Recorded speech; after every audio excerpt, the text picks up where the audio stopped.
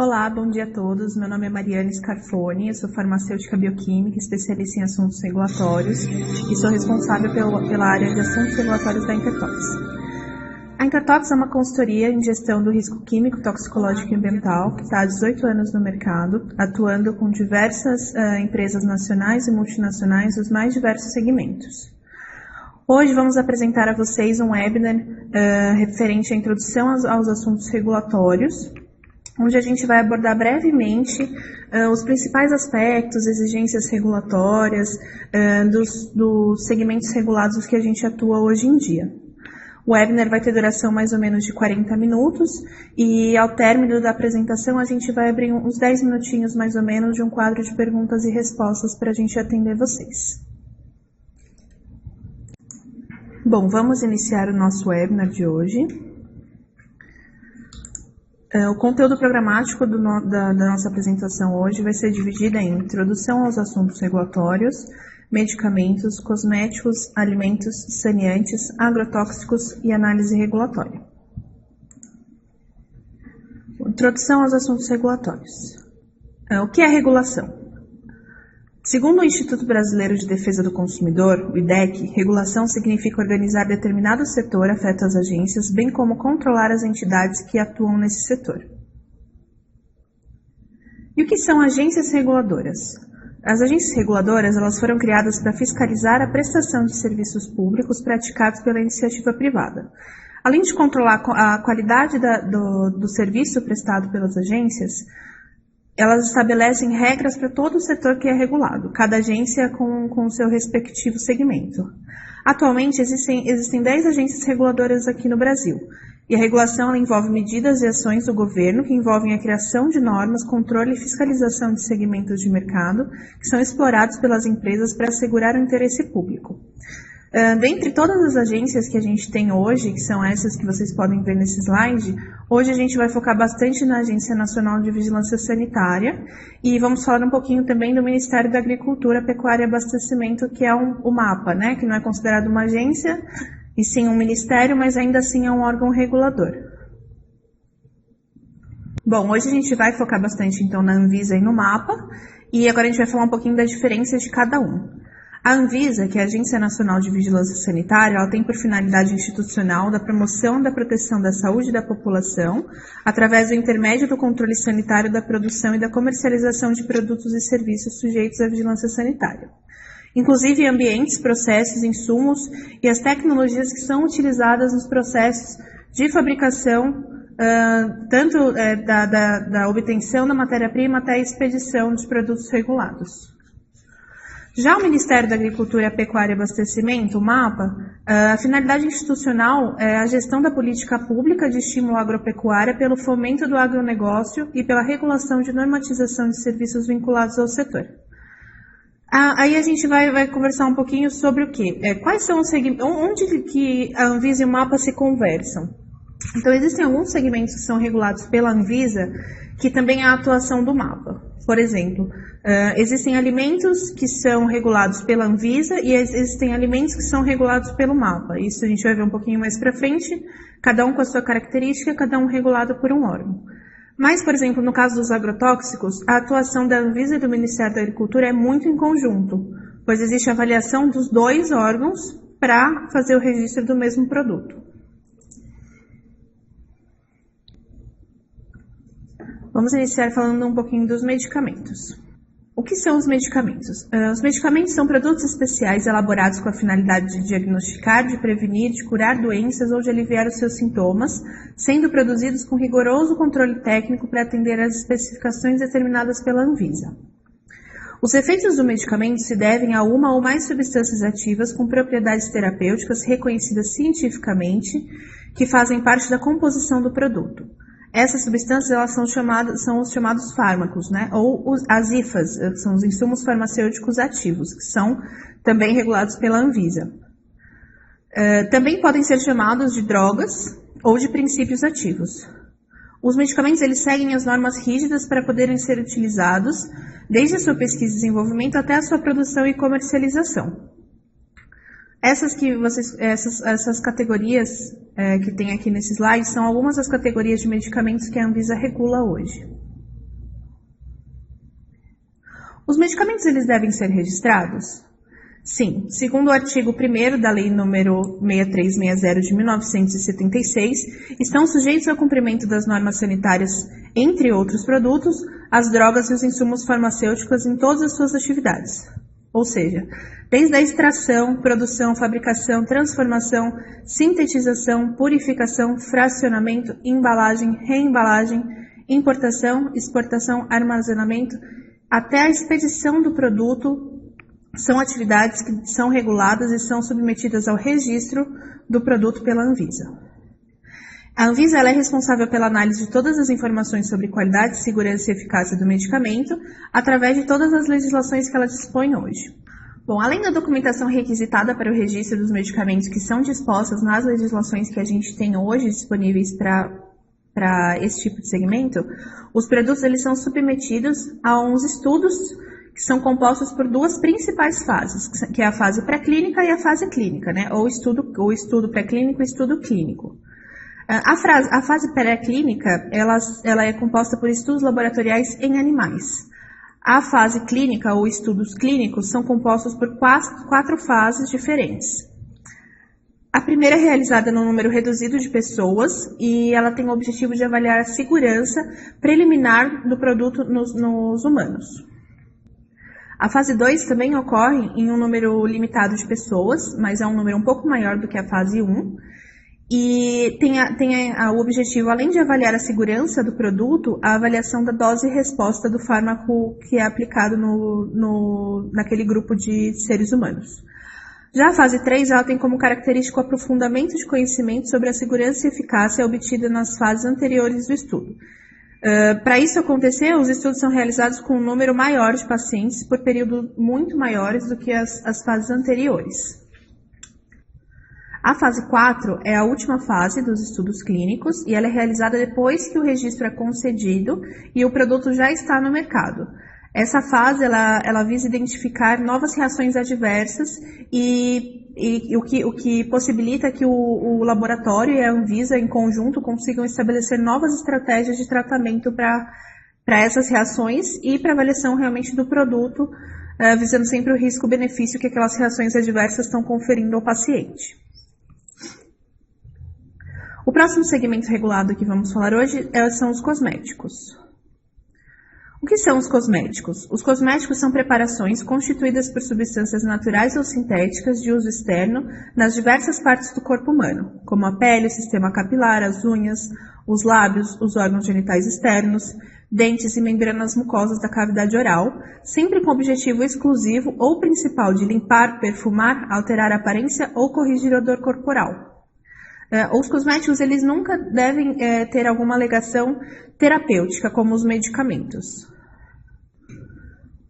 Bom, a Anvisa ela é responsável pela autorização da comercialização desses produtos através da notificação ou do registro dos produtos cosméticos. Além de regularizar os produtos, a Anvisa também é responsável pela regularização das empresas, que são fabricantes, importadoras, transportadoras, exportadoras e até os comércios mesmos do produto final, dos produtos cosméticos. Bom, os cosméticos, eles são divididos em duas categorias. São os produtos de grau 1 e os produtos de grau 2. Os produtos de grau 1, eles devem ser notificados e os produtos de grau 2 devem ser registrados. Os produtos de grau 1, eles possuem propriedades básicas ou elementares, cuja comprovação não é necessária inicialmente e não requer informações detalhadas quanto ao modo de usar e das suas restrições de uso. Isso porque são produtos que conferem menor risco à saúde da população. Já os produtos de grau 2, eles devem ser registrados. Por quê?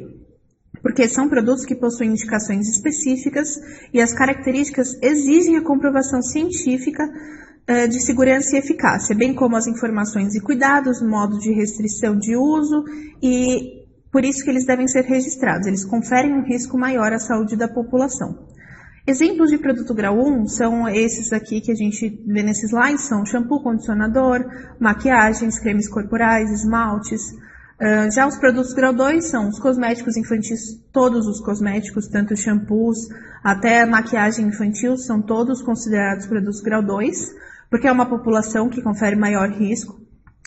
os alisantes para cabelo, repelentes de inseto, bronzeadores, etc. A legislação brasileira dos cosméticos ela é uma legislação positiva, restritiva e ou proibitiva. O que isso significa? Significa que os ingredientes que são utilizados na fabricação dos produtos cosméticos, eles devem estar contidos na legislação positiva. E aqueles que estão na legislação restritiva devem atender os limites que são estabelecidos, e os que estão nas listas proibitivas não devem ser utilizados em hipótese alguma. A gente tem hoje 5 listas disponíveis para essa categoria de produtos. Bom, as listas que a gente tem hoje disponíveis são a dos filtros ultravioleta, que é uma lista positiva de todas as substâncias que podem ser utilizadas com essa função. Substâncias que não podem ser utilizadas em hipótese alguma, é uma lista proibitiva. Substâncias que os cosméticos não devem conter, exceto nas condições e com as restrições estabelecidas, é uma lista restritiva que contém os limites, né, que aquela substância pode conter dentro dos produtos cosméticos. Substâncias de ação conservante permitidas também é uma lista positiva de substâncias conservantes. E substâncias corantes permitidas, que também é uma listagem positiva. O próximo segmento regulado que vamos falar é o de alimentos. O que são os alimentos? Segundo a Anvisa, o alimento é toda substância ou mistura de substâncias no estado sólido, líquido, pastoso ou qualquer outra forma adequada destinada a fornecer ao organismo humano os elementos normais, essenciais à sua formação, manutenção e desenvolvimento. A Anvisa ela também divide os alimentos em categorias, alguns são isentos de registro, algumas categorias são isentas de registro e outras são obrigatórias ter o registro, o registro é exigido.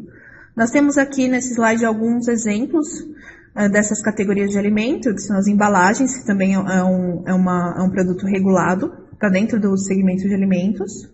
Alimentos infantis, alimentos in natura, alimentos para nutrição interal. Existem alguns alimentos que são registrados pela Anvisa, alimentos e bebidas que são registrados pela Anvisa e são objeto de fiscalização e controle da Anvisa. Existem outros alimentos que são objeto de controle do Ministério da Agricultura. Para a Anvisa, os produtos que são controlados nesse segmento e fiscalizados por essa agência são os alimentos, bebidas, águas envasadas, embalagens, aditivos alimentares, limites de contaminantes orgânicos, resíduos de agrotóxicos e de medicamentos veterinários. Para o Ministério da Agricultura, o controle é feito sobre os alimentos de origem animal, carne, leite, ovos, mel e peixes, bebidas alcoólicas, não alcoólicas e bebidas fermentadas, e alguns vegetais in natura. Os alimentos que devem ser registrados são divididos em categorias também, e elas são os novos alimentos e novos ingredientes, alimentos com alegação de propriedade funcional e ou de saúde, alimentos infantis, alimentos para nutrição interal, embalagens com novas tecnologias, são as recicladas, os famosos PETs, substâncias bioativas, probióticos isolados com alegações de propriedade funcional e ou de saúde.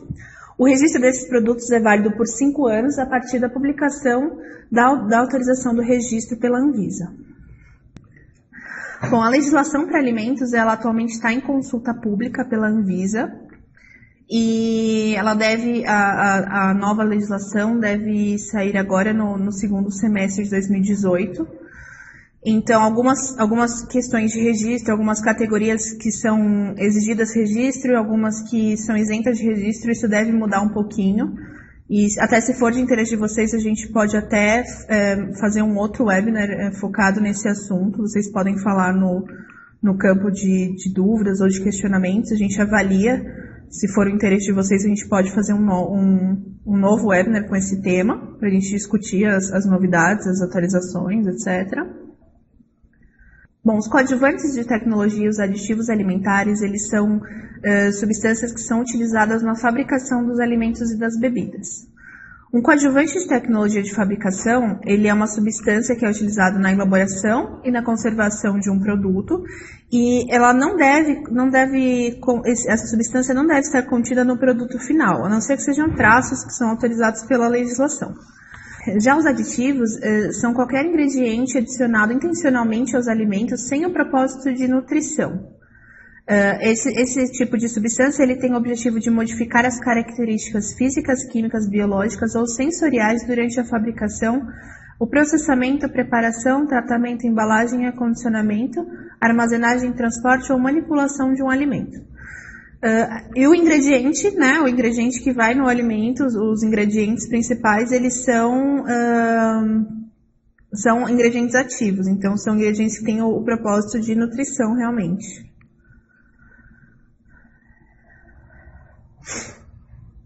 Como na legislação de cosmético, para ingredientes cosméticos, essas substâncias também possuem legislações positivas e todo coadjuvante ou todo aditivo alimentar ele deve estar contido na lista positiva para poder ser autorizado ao uso em alimentos.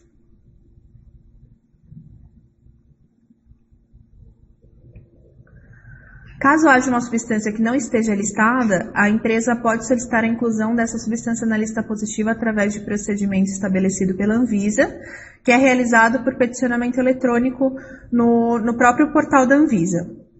A avaliação que a Anvisa faz para a aprovação desse aditivo alimentar ou coadjuvante de tecnologia, ela é baseada em referências internacionais, como o Codex Alimentários, o FDA e as legislações da União Europeia. As embalagens para alimentos, elas são produtos que também são regulados pela Anvisa e elas devem atender a legislação específica, sempre visando a proteção de agentes externos, de alterações e contaminações do alimento. E os ingredientes, na verdade as substâncias que são utilizadas nas embalagens, elas não podem migrar para o alimento num teor que seja tóxico e possa afetar a segurança do produto no consumo. A legislação sanitária de embalagens ela é organizada por tipo de material. Hoje a gente tem mais ou menos 7 tipos, que são os adesivos para contato com alimentos, as ceras e parafinas, as embalagens celulósicas, embalagens elastoméricas, embalagens metálicas, plásticas e a de vidro e cerâmica. Os aditivos para embalagem, eles também possuem uma lista positiva e as substâncias só poderão ser utilizadas aquelas que estão presentes nessa lista. E elas não podem superar as quantidades dos limites máximos estabelecidos e não pode também ocasionar nenhuma modificação inaceitável na composição ou nas características sensoriais do produto. Aqui a gente tem 3 referências legais que a gente utiliza na avaliação e na inclusão de aditivos para embalagens ou em listas positivas, né? Que é o Guia de Procedimentos para a Inclusão de Substâncias em Listas Positivas. Toda a legislação de embalagens, tanto de embalagens como a de alimentos em geral, ela é vinculada ao Mercosul, ou seja, é harmonizada. Qualquer alteração ou qualquer proposta de alteração, ela tem que ser harmonizada no Mercosul para ser autorizada e publicada. E as referências internacionais, né, que é a Comunidade Europeia, o FDA e também o Codex Alimentários. Bom, o próximo segmento que vamos falar hoje é o de saneantes.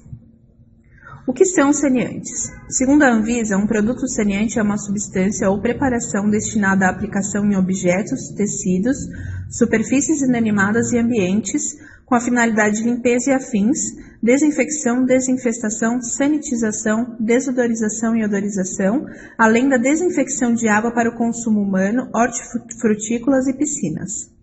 Aqui a gente tem alguns exemplos desse tipo de produto. Assim como os produtos cosméticos, os saneantes eles são divididos em 2 categorias, os produtos de risco 1 e os produtos de risco 2. Os produtos de risco 1, eles só podem ser comercializados após a notificação realizada por meio do peticionamento eletrônico e divulgada na página da Anvisa. Os produtos de risco 2, eles só podem ser comercializados após a concessão do registro publicado em Diário Oficial da União. O registro desses produtos de risco 2 também é válido por 5 anos, contados a partir da publicação da Anvisa. Alguns exemplos de produtos de risco 1 são detergente de louça, sabão em pó para roupas, amaciante de roupas e saponáceos. Os produtos de risco 2 são esterilizantes, algicidas para piscinas, fungicidas para piscinas e água sanitária. Como é feita a classificação de risco desses produtos? Os produtos de risco 1, eles não devem apresentar características de corrosividade, de atividade antimicrobiana, não devem ter ação desinfestante e não devem ser à base de micro-organismos viáveis. Eles devem atender essa faixa de pH puro, que deve estar entre 2 e 11,5. Já os produtos de risco 2, eles apresentam características de corrosividade, atividade microbiana, têm ação desinfestante ou ele é feito à base de micro-organismos viáveis. Esse tipo de produto ele tem que apresentar um pH menor ou igual a 2, entre menor ou igual a 2, ou maior ou igual a 11,5. Bom, o último segmento regulado que a gente vai falar hoje é o de agrotóxicos. O que são os agrotóxicos? Os agrotóxicos, eles são produtos e agentes de processos físicos, químicos ou biológicos destinados ao uso nos setores de produção, armazenamento e beneficiamento de produtos agrícolas, nas pastagens, na proteção de florestas nativas ou plantadas e de outros ecossistemas de ambientes urbanos, hídricos ou industriais. A finalidade desses produtos é alterar a composição da flora ou da fauna, visando a preservação da ação danosa de seres vivos considerados nocivos, bem como as substâncias e produtos empregados como desfoliantes, dessecantes, estimuladores e inibidores de crescimento. Os agrotóxicos, eles são produtos que devem ser registrados e o registro deles no Brasil deve passar pela avaliação de 3 órgãos do governo federal. É o Ministério da Agricultura, Pecuária e Abastecimento, o MAPA, que ele é responsável tanto pela emissão do registro, como pela avaliação da eficiência e potencial de uso na agricultura, através do dossiê agronômico.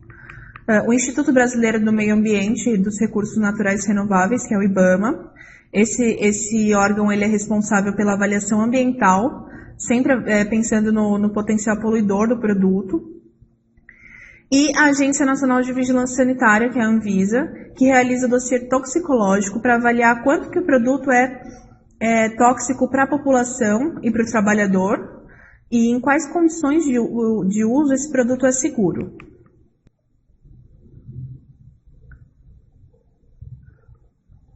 Todas as questões envolvidas no processo de registro do agrotóxico, elas estão descritas no Decreto 4074 de 2002. Esse decreto, ele define que todas as atividades realizadas com esse produto são sujeitas à fiscalização e o órgão responsável por fornecer o registro do agrotóxico, apesar desse produto ter avaliação de 3 órgãos diferentes, quem emite o registro definitivamente do produto é o Ministério da Agricultura. Bom, para finalizar, a gente vai falar um pouquinho da análise regulatória. Bom, o que é análise regulatória e qual a importância da análise regulatória para o cenário que a gente tem hoje dos segmentos regulados? A análise regulatória ela é realizada através de 2 vertentes, o estudo da viabilidade econômica e a viabilidade técnica. Na viabilidade econômica, são considerados todos os custos e investimentos, todas as taxas que deverão ser pagas e as potenciais obrigações, né, que remetem a esses custos e as adequações regulatórias que serão necessárias para iniciar um novo negócio, tanto para a regularização da empresa quanto para a regularização do produto. Já a viabilidade técnica, ela é realizada com base na avaliação do status regulatório do ingrediente ou do produto, da substância, e as barreiras técnicas que podem haver durante o percurso de regularização desse produto. Por exemplo, um ingrediente que ele eventualmente já seja registrado lá fora ou já seja aprovado por algum órgão internacional, ele provavelmente, né, na verdade, na maioria das vezes, ele já tem avaliado seu potencial toxicológico. Isso facilita o processo de aprovação do produto no Brasil. E por que é importante a gente fazer essa análise regulatória? Essa análise ela é importante para formular as estratégias que permitem que a gente tenha um efetivo alcance do status de conformidade do produto, neutraliza as ameaças da concorrência, neutraliza riscos econômicos, que são as multas, né, e as penalidades que a empresa pode sofrer, assim como a imagem que a empresa tem a zelar no mercado, e potencializa as vantagens competitivas de incorporação de novas tendências no mercado. Então, sempre que a gente pensa num novo ingrediente ou num ingrediente que já é utilizado em algum segmento, mas agora a gente precisa ou quer ou tem interesse, né, em colocar ele num novo segmento, isso é uma nova tendência, isso é bom, isso a gente enxerga com bons olhos e é uma vantagem muito competitiva para a empresa no mercado. Bom, gente, era isso que a gente tinha para apresentar hoje. Esse foi o nosso webinar. Espero que vocês tenham gostado, tenham aproveitado as informações. Agora a gente vai abrir para vocês uns 10 minutinhos de perguntas e respostas para a gente tentar esclarecer ao máximo as dúvidas que possam ter surgido com vocês. E a gente já aproveita já para deixar os nossos contatos, caso vocês tenham interesse em algum serviço regulatório, se a gente puder ajudar vocês, tanto para regularização de empresa, regularização de produtos, avaliação de formulação, todas as demandas regulatórias que vocês tiverem e quiserem mandar para a gente avaliar e de repente a gente conseguir trabalhar junto nisso. Muito obrigada.